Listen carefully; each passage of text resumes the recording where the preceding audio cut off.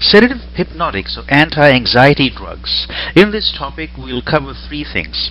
One, the role of the benzodiazepines, mechanism of action and properties, and the pharmacokinetics. Second is treating anxiety attacks or panic attacks and the treatment of generalized anxiety disorder. This all has to do with the GABAergic neurotransmission in the brain. Basically, the treatment of GAD differs from the treatment of a panic attack. Overall, this is usually defined as excessive worry or anxiety over multiple issues or maybe over no issues at all, which lingers 6 months or more. And basically, when you're diagnosing general anxiety disorder, it must be something that's present in the preceding 6 months. Anxiety is often defined as an unpleasant state of tension, fear, apprehension, or continued uneasiness.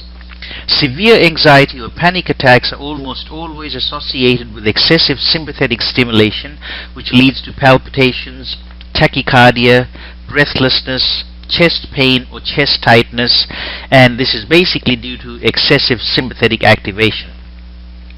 The typical standard anti-anxiety drugs, which are the benzodiazepines, can cause significant sedation and therefore function as both anxiolytic and hypnotic drugs. Anxiety usually is due to an excessive sympathetic stimulation, a reduction in GABAergic neurotransmission and serotonin-mediated systems, which ultimately leads to excessive activity of norepinephrine, which has an overactivity of the sympathetic nervous system, resulting in tachycardia, sweating, and blood pressure. Sedation is defined as decreased anxiety, reduction in motor activity and impairment of cognition, a reduction in mental activity, and the hypnosis is defined as the drowsiness and increased tendency to sleep. There usually is an overlap between generalized anxiety disorders, panic attacks, major depressive disorders, dyspnea, and those patients who are normal. Sedative hypnotics basically covers generalized anxiety disorders. Diseases may lead to anxiety, cancer, underlying cardiovascular disorders. Psychotic issues will lead to anxiety, as will other psychiatric diseases. Drug abuse may cause this, particularly cocaine, amphetamine. Drugs of abuse will cause anxiety and also social anxiety disorder. The diagnosis of generalized anxiety disorder or GAD basically is based on the fact that the patients must have at least 3 or more of these symptoms over the preceding 6 months. They feel restless, they're tired very easily, they have trouble concentrating, they're constantly irritated, increased muscle tension, trouble sleeping, excessive anxiety and worry, they have trouble controlling those feelings, and basically it is not only associated with mood or psychotic disorder or PTSD, but with also pervasive developmental disorder. So the panic attack is the anxiety state where they say, "Doc, I'm worried, but I don't know what I'm worried about." This constant tension. A panic breakthrough attack is something that happens all of a sudden, and it may peak at around 10 to 12 minutes and last for about 20 minutes, where the patient has extreme chest pain, extreme nervousness, apprehension, and fear. So it's the GABA receptors. The GABA-A receptors mediate fast inhibitory synaptic transmissions and regulate neuronal excitability and are responsible for rapid mood changes. The GABA-B receptors mediate the slow inhibitory potentials and effects on memory and mood and effects on pain response. Remember, it's the GABAergic neurotransmission that slows everything down and is inhibitory, and it is the glycine or glutamate activity in the brain that speeds everything up and is excitatory. The treatment of generalized anxiety disorder always relies on the long-term use of antidepressants. While all of them are listed, it's the SNRIs and the SSRIs that are preferred for the treatment of generalized anxiety disorders. Benzodiazepines are indicated for panic attacks. Buspirone, which is a partial 5-HT1A agonist, is something that's used where you do not want sedation, also particularly in pregnancy. However, it's very slow acting. Beta blockers are always indicated during a panic attack to handle this overdrive of the sympathetic activation, and cognitive behavioral therapy must be given to all patients. Antidepressants are first line for the treatment and for the long-term management of GAD. Venlafaxine, paroxetine, escitalopram are FDA approved. However, the full therapeutic response for antidepressant may take 10 to 12 weeks. However, the SSRIs are faster, and they may see an effect with the SSRIs within 2 to 3 weeks. Fluoxetine or Prozac, which is the preferred agent of the SSRIs, at 20 to 80 milligrams per day. Sertraline 50 to 200, and you can also have paroxetine controlled release 25 to 75 milligrams. The SNRIs are venlafaxine and loxetine. The SSRIs, you should always start with a low dose to minimize exacerbation of anxiety. Always remember that the SSRIs and the SNRIs are increasing the catecholamine concentration in the synaptic cleft. The potential side effects: sexual disturbances, loss of libido, may happen with the SSRIs, particularly gastrointestinal distress, headaches, sedation, weight gain. Venlafaxine may augment and exacerbate hypertension, and duloxetine causes urinary retention. So for a panic breakthrough attack, for anxiety disorders, while all the benzodiazepines are listed here, basically there are 2 benzodiazepines that are indicated for a panic attack in is FDA approved. So you have generalized anxiety, you have panic disorders, and then you have social anxiety disorders. So basically you start the patient off on an antidepressant and also add benzodiazepines for 2 to 6 weeks. Ideally, we do not want to use benzodiazepines beyond 4 weeks because of the potential risk for abuse, addiction, and tolerance. You can start them on venlafaxine or another SSRI with the benzodiazepines included. Then after 2 to 4 weeks, you can basically taper off the benzodiazepine dose. If the venlafaxine or SSRI does not work, then you need to switch to another antidepressant drug. Alprazolam and clonazepam are the only 2 that are approved by the FDA for the treatment of panic attack. Therefore, if the patient meets the DSM criteria for a panic disorder, always start with the benzodiazepine, but remember, alcohol should not be taken with any of the benzodiazepines because you run a very high risk of severe respiratory and CNS depression. So if there is no alcohol involved, then you can start them on a benzo. However, a benzo cannot be used in the presence of alcohol. This is the list of the benzodiazepines. Diazepam is probably the most potent and the longest acting of all the benzodiazepines.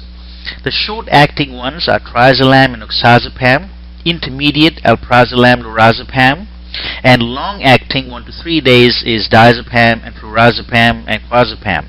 Diazepam, particularly, which has an active metabolite, may have the sedative effects for 24 hours or beyond, even after a single dose. They are used for the treatment of anxiety and aggression. They have sedative and hypnotic actions. Diazepam particularly has significant anticonvulsant activity and is used for status epilepticus. They have significant muscle relaxant properties, therefore are given post-surgically. They are able to inhibit postsynaptic reflexes and also for alcohol detoxification and also for the treatment of delirium tremens, which happens during alcohol withdrawal. They basically all bind to their own sites in the brain and increase a GABAergic neurotransmission. They do not bind to the GABA receptor. Once they bind to their own receptors adjacent to the GABA receptor, they will enhance the binding of GABA to their receptor, which causes hyperpolarization and moves the postsynaptic potential away from the firing threshold. So you have a site adjacent to the GABA receptor. One side you have the benzodiazepine receptor, and on the other side you have the barbiturate site. So when the receptor is empty, there are no agonists, it's inactive. As soon as GABA binds, it basically increases the GABAergic neurotransmission. Benzodiazepine enhances the binding of GABA, and as a result, chloride efflux causes hyperpolarization. All the benzodiazepines are extremely lipophilic, and they have the 3 individual groups. They have different half-lives and they undergo extensive metabolism by the cytochrome P450-3A4 system and the 2C19.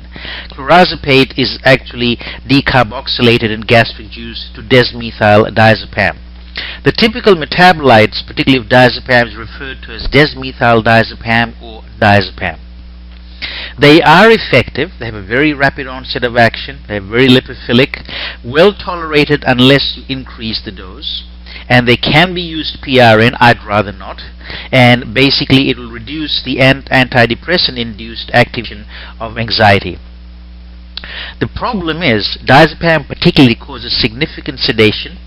They do interact with alcohol. They may cause dependence and have a very high abuse liability.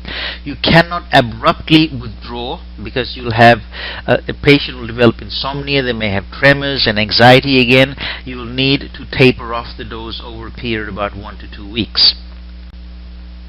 Now, if you look at this is one important property of all the benzodiazepines. All the benzodiazepines are long-acting and have active metabolite except oxazepam and lorazepam, which directly undergo conjugation. One has to exercise caution when using the benzodiazepines, particularly in your older patients, because the last thing you want is them falling over and breaking a hip. So as a result, fracturing a hip. So basically, in your older patient, you're safer using lorazepam and oxazepam because they do not accumulate and they don't have metabolites. Triazolam can be used to facilitate sleep, and oxazepam and lorazepam are preferred in your elderly patients. The problem with their side effects is CNS depression, dose dependent. They do cause significant enterograde amnesia and a dose dependent respiratory depression, which may be exacerbated in the presence of alcohol or other CNS depressants such as opioids. The antidote or the antagonist for the benzodiazepines is flumazenil, which basically is a competitive antagonist and displaces benzodiazepines from their receptor. And flumazenil is used for the treatment of benzodiazepine overdose and to reverse its effects. Used with cautious in pregnancy. In third trimester, if it's used, basically it may produce the floppy baby syndrome, which babies become hypotonic, and it is contraindicated during nursing. There is a low incidence of physical dependence. A withdrawal syndrome may happen, and this becomes more serious when it's given long term, which is associated with delirium, paranoia, muscle twitch, and convulsions. Warn your patient not to increase the dose. You can minimize withdrawal symptoms by gradual withdrawal. Do not stop it abruptly, and then once you quit, monitor the patient for about 3 weeks after treatment is discontinued. They're extremely hazardous when combined with other CNS depressants. They may cause profound respiratory depression, coma, and death. Always warn your patients not to combine this with any other CNS depressants. Now, the interaction of the cytochrome P450 system, those that inhibit cytochrome P450 systems, particularly 3A4, erythromycins, macrolide antibiotics, itraconazole, ketoconazole, grapefruit juice, they will have a significant effect on benzodiazepine metabolism, will allow the benzodiazepine to accumulate and will increase the sedative effects and may also cause benzodiazepine toxicity. This table basically compares the pharmacokinetic comparisons of all the benzodiazepine agents. Combining antidepressants with benzodiazepines when you're treating generalized anxiety disorder, you'll provide rapid anxiolysis, decrease early anxiety and treat residual anxiety, and you'll prevent the depression better rather than compared to monotherapy. Buspirone is a partial 5-HT1A agonist and is used to treat anxiety when you don't want sedation, when you don't want any impairment of motor cognition, or during pregnancy. And it will not intensify the effects of CNS depressant. However, it's very slow acting and is metabolized by cytochrome P450-3A4. Therefore, rifampin, which induces it, will reduce plasma levels, and the ketoconazoles and erythromycin will increase plasma levels, inhibiting the metabolism. The newer benzodiazepine receptor agonists that are used to treat sleep disorders are zolpidem and zaleplon. The reason for this is they are very short acting and their actions are terminated in 4 to 6 hours. This is basically Sedative hypnotics at a glance, the dosage, and what causes sedation, and what will cause hypnosis.